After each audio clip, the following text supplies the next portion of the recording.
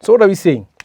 Under financial equilibrium models, it assumes that supply and demand in global asset markets are in balance or are considered to be in equilibrium.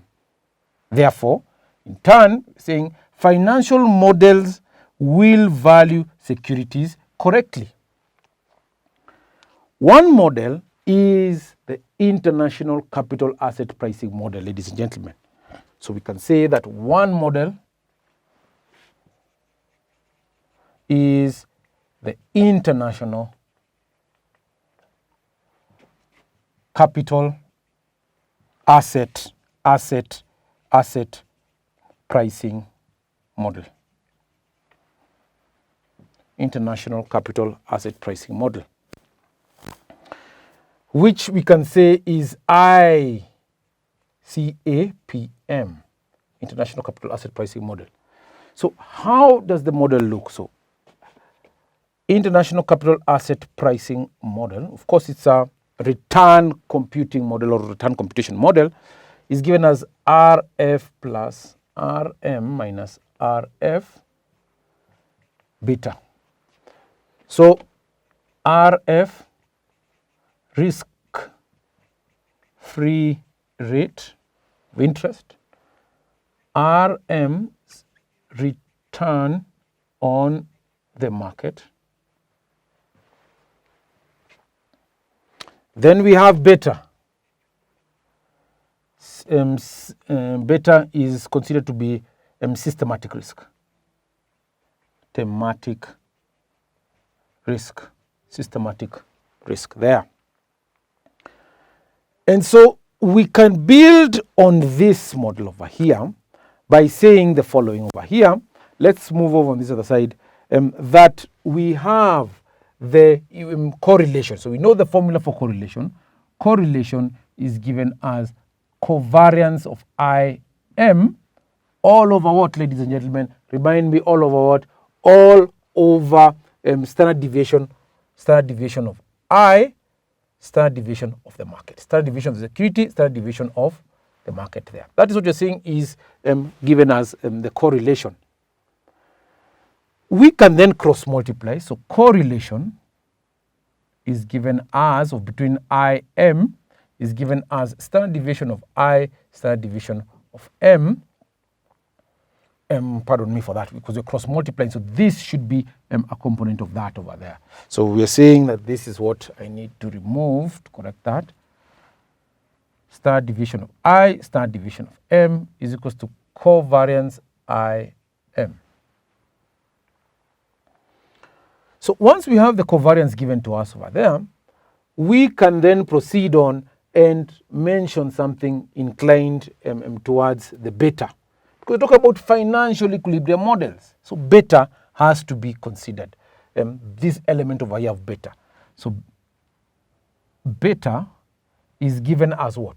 This component of systematic risk is given, based on equilibrium models, is given as covariance of IM over variance of the market. Variance is standard deviation squared. So where there is covariance, we can replace it with correlation, standard deviation I, standard deviation M, based on that model over here. So this model over here comes into play. So we're saying what? We're saying that the beta, or rather beta, is given as covariance. Beta is given as correlation. We're just replacing this wherever covariance is. Correlation, standard deviation of I, standard deviation of M, all over standard deviation squared of M. We have standard deviation of M, standard deviation of M over here. So that one and that one go. Therefore,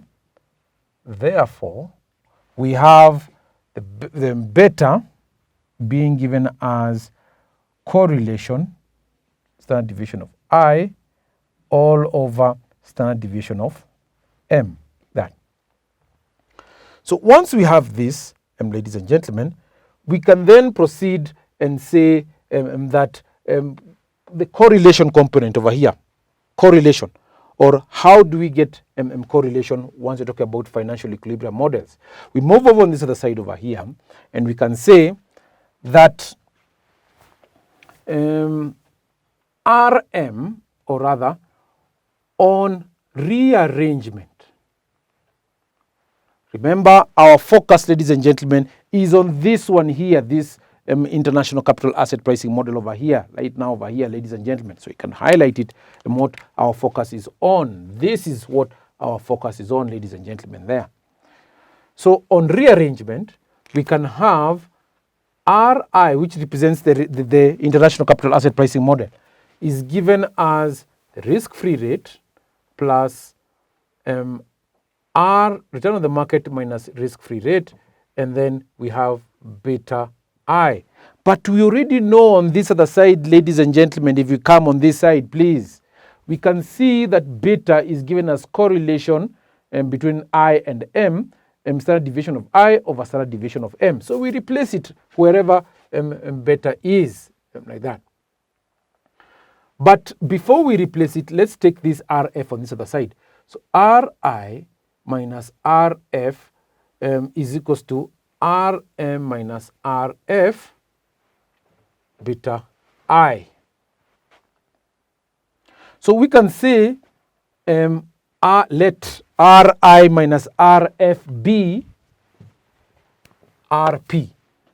Let RI minus RF be R, you can say RP.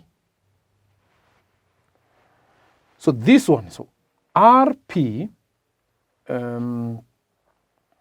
is given as beta I RM minus RF, like that.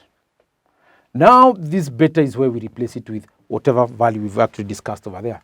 So RP is given as now the beta, and we have correlation, and we have times standard deviation of I over standard deviation of M, like that.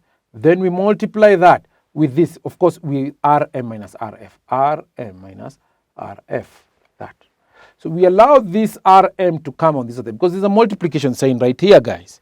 So we can have RP is given as correlation standard deviation of I, and then we multiply by RM minus RF all over standard deviation of M over here, like that. And once we have that, we are saying that this value represents the Sharpe ratio. RM minus RF over standard deviation of the market represents the Sharpe ratio. And RM minus RF represents the market risk premium right there. So we can say that, therefore, that RM minus RF is given as the market risk premium. Market risk premium. And RM minus RF over standard deviation of the market is given as what we can say the Sharpe ratio. This is the Sharpe ratio. Sharpe ratio. Like that.